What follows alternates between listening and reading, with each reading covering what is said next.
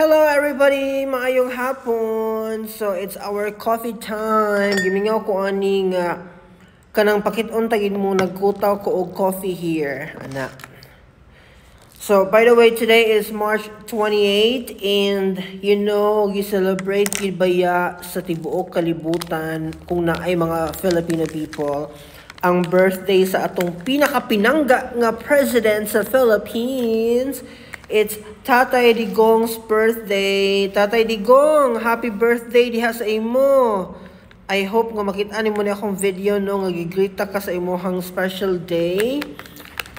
Kay kung napa ko sa Philippines karon gaw maghimo jud ko pahugyaw sa among balay. Kaya lang naman to diri sa laing nasod, so di ko ka basta-basta ka ng coordinate sa akong mga students ba para mabuog yun ang atong plan nga i-celebrate imong birthday. But you know what? I am so grateful nga adunay isa ka Tatay Digong sa Philippines nga ning tumaw sa atong generation karon. Makaingon gyud ko nga si Tatay Digong usa siya ka hero sa atong generation karon.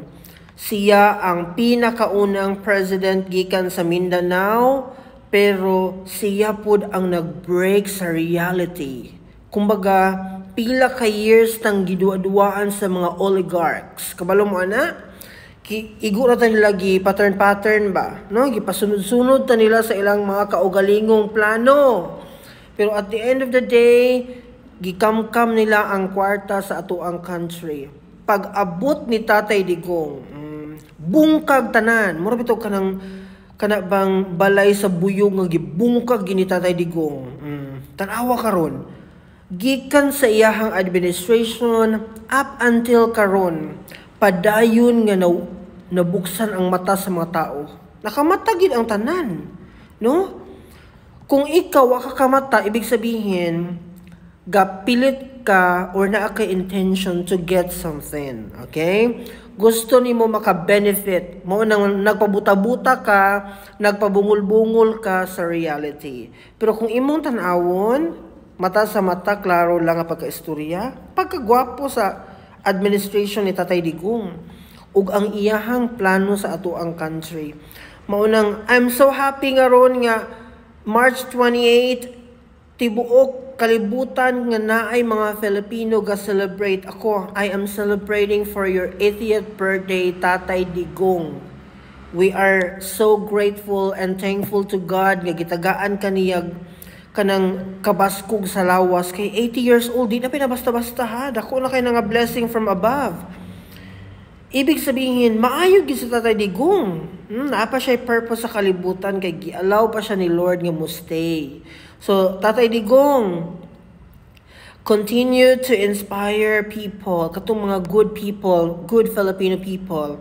I-inspire in town sila nga makamata sa kamatuuran o magpadayon silang maayong tao. Ana lang, no?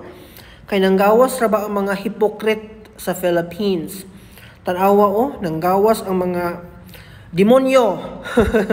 Napa ilang mga nagbati pa sa ni Tatay Digong sa iyahang birthday niya. But lang wag sincerity nga akong nakita.